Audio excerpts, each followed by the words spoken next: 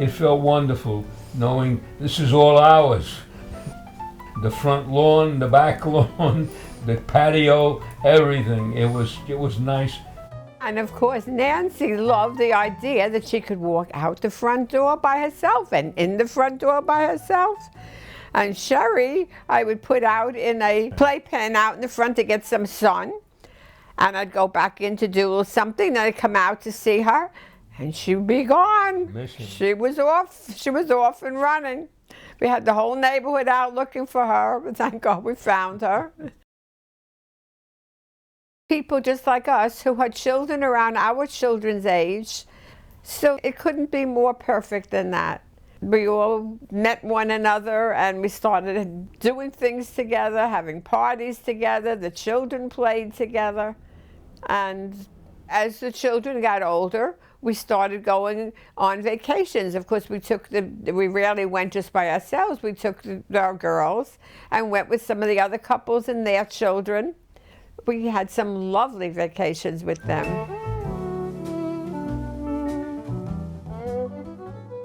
When we moved in, we brought along whatever furniture we had from our Ocean Parkway apartment and pretty much made do with that for a while.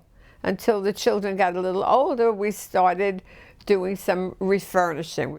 Then I actually hired a decorator to help us fix up, get a little fancier. And she did a very nice job. We were very happy with it. And we loved to entertain. I particularly loved making people feel welcome and enjoy themselves. And a lot of the people I had over were my Aunt Rose and Uncle Harry and my mother and her husband. And after dinner, we would play Michigan Rummy. And my Aunt Rose would be thrilled when she won something, when she won $1. It was so exciting to her. And it made us feel good, and we always enjoyed their company. Fishback and More was more than a job, and it was more than a career. It was like a family. I started as an estimated draftsman, and then I became a vice president and chief engineer, doing some of the most interesting work in the city. We worked Freedom Land, we worked Chevrolet Tarrytown plant, we worked the Citibank, we did the Metropolitan Opera House. So a big job there. Really big job. Well, we did a lot. And you were the project manager on a lot of those, weren't you? Yes. Yeah. When I came home after a long day's work, my official greeter was our dog, Tammy. The one thing I remember about Tammy, when my wife got upset with what Tammy did and she raised her voice, Tammy ran and went under the bed. And unfortunately, we replaced it with a mattress that was right down to the floor. And so when she was trying to get under, she was working like crazy, but she couldn't get under. We took away her refuge. Yeah, her refuge. She knew better. Steer clear of mother. Danger ahead. I remember overhearing the two of you talking. Your mommy's worse than daddy. I remember that. I had to laugh to myself. And I had to agree with her. It was. Daddy never disciplined her. He never said anything. It was not me. We did a lot of nights. It was lovely. Right. We had a lot of lovely times. We really did. We moved to our new house in Manhasset Hills in March of 1978. And a few months later, it was Herb's 50th birthday. Nancy was graduating from college, and I've been wanting to have a housewarming to have all my friends and relatives, and it was lovely. Everyone was there, our friends from Franklin Square.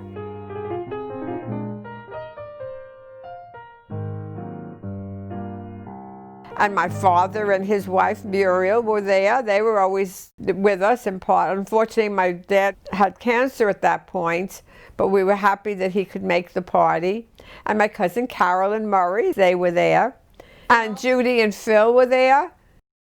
And of course, Herb's sisters. My sister Jean, my sister V, my sister Blanche, and my sister Dottie, and my brother-in-law Jack. We invited all our nieces and nephews, and most of them came. Some couldn't make it, unfortunately, but we were happy with the ones who did come. And it was so nice to have a home that you could do things like this.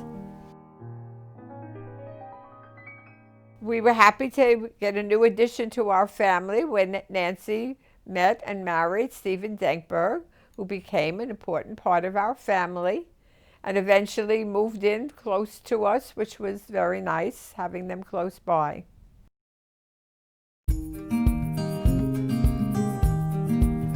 It was a very exciting time when Nancy told me she was expecting a baby, and the date finally came. And when I heard that she had delivered, we rushed to the hospital, ran through the hallway, got to her room, and I went to hug her, and the two of us just, I know I started to cry. I believe Nancy did too. We were just so emotional. To think she's a mother, I'm a grandmother, this little girl of mine, it's like, it was very emotional. And beautiful when I saw the baby, was able to see the baby through the window. You couldn't go up close and hold that baby like today's times. Jessica spent a lot of time here. We were thrilled to have her here with us. And she loved being with us. She loved, as she got older, we always had projects to do together. Sometimes she would just be over for an evening if they were going to a movie or something. And when they'd come back too soon, before we were finished with our project, she was not too happy. And I know there was definitely a point in time where I vividly remember they would have to bribe me to leave. And the only reason I would agree to leave is because she would give me a Ziploc baggie with goldfish. So I was leaving, which was terrible, but at least as my consolation prize for having to go was that I left with a Ziploc baggie full of goldfish. And of course, for the first 4 years of her life, she was the only grandchild. But of course, another was coming along, and we had our delightful Nicole coming next. When we got a call that baby had been delivered, we, three of us, Grandpa, Grandma, and big sister Jessica, went to the hospital to see the new baby. And we were stopped by a security guard, kind of asking us where we're going. And before Dad and I had a chance to say, Jessie told him, "I've got a sister." He said, "Oh, then go right ahead." I remember this. I've got a sister. I remember one night going over to babysit soon after she was born. And I had to pay attention to Nicole. And Jessie kept wanting my attention. And I said, "I have to play with the baby, and she needs attention." She said, "Well, I need attention too." Remember, so I need attention too. One thing I remember about Nicole, she was never give up.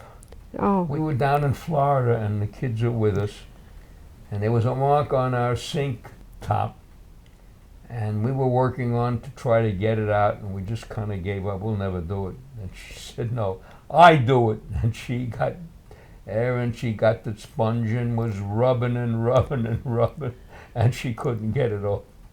But she wouldn't give up. And so she said to me, "It don't come out."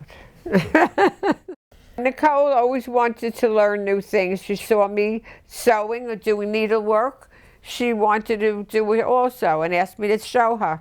I said, "You're kind of young now. Maybe when you're a little older, I'll be happy to show you." She said, "Oh, please, Grandma, show me now." And sure enough, she did it perfectly. This little 3-year-old just did those beautiful, even stitches. My grandpa was always playing hide and seek. He was always with his camera and just capturing these moments because it was just so special to him to have the whole family together. It was fun. We were always finding places to hide so they wouldn't find you. And this one time you couldn't play with them or something. You had to do something else. So I said, "Mother will play hide and seek with you." And they looked up and said, "Mother knows how to play hide and seek?" I said, "Sure. You'll have no problem." And they were just always there, whether it was dance recitals, every graduation, all up through college. They were just always there. Just, a big, huge, important role in my life, and I can't imagine not having the two of them. I always loved going to Grandma and Grandpa's house growing up for sleepovers.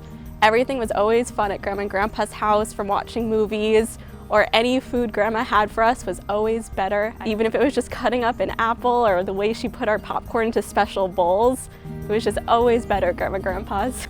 And of course, Zoe also loved going to Grandma and Grandpa's too. We adored both the girls and enjoyed everything we did with them. We went on some lovely vacations together. Twice we went to Disney World.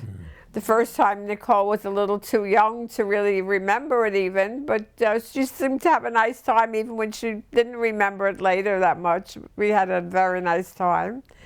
And then when we started going to Florida, they'd come down and spend at least a week each winter with us. It was always great having them so involved growing up and going to Florida every year. My favorite was always when the flight was canceled because of snowstorms. So while my mom was freaking out to reschedule flights and try to get us back home, I was always thinking it was great to have an extra few days in Florida with my grandparents.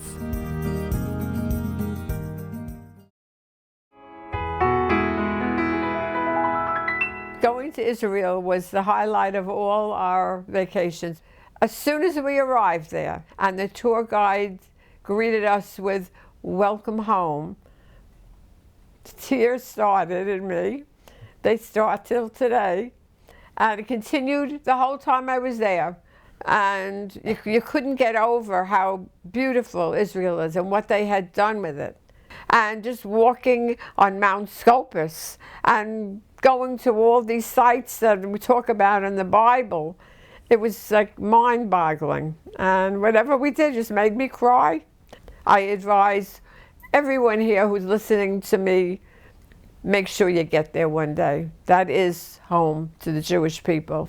We left a message in the little crevice there. I'm sure there were thousands of other messages still stuck in the crevices in the wall. Just touching it and feeling the movement. This is the wall from the first temple, and that was very emotional.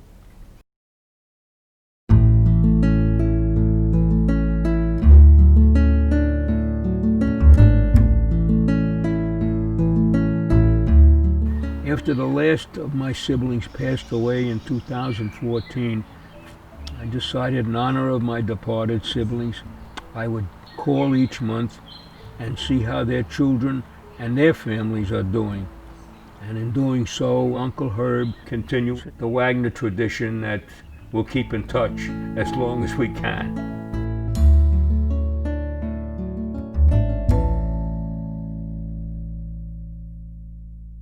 And in good time, we gained another member to our family. That's Neil Cantor, who married our daughter Sherry.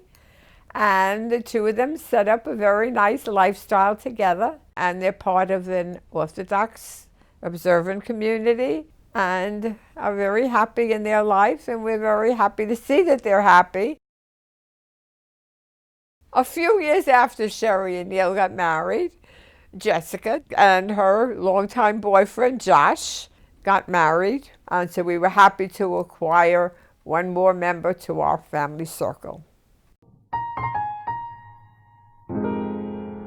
And a couple of years later, there's one day when they walked in, the first thing they told me was, "You'll be pleased to hear Jessica is pregnant, is going to have a baby." And of course, tears came to me, as I'm always in tears as soon as I'm happy about anything.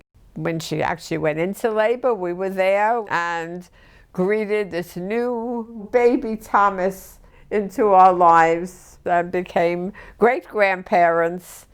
And that was a great joy. And it's nice to know that we have a new generation to our families going forward. He's got unbounded energy. He's curious to see everything that's going on. And what the big people are doing, that's what he wants to copy and do the same thing. No more baby stuff. He wants to be like the big people. It's amazing seeing him with a broom and with a hose watering the lawn. I mean, he was doing all the activities that the big people do. As he gets older and makes decisions about what kind of life he has, I hope, pray that he'll make the right decisions and he'll have a life that he will enjoy and that we will be very proud of. And a very nice Father's Day, and I enjoyed thoroughly seeing the whole family together. That's what life is all about, family. And boy. My hope for Thomas and any future great-grandchildren or great-great-grandchildren who come in the future, I wish you all to have a long, healthy, productive, fulfilling life. Doing for others, doing well for yourself first, and doing for others right along. I'm hoping the family grows and we prosper and we maintain a good health well into the future.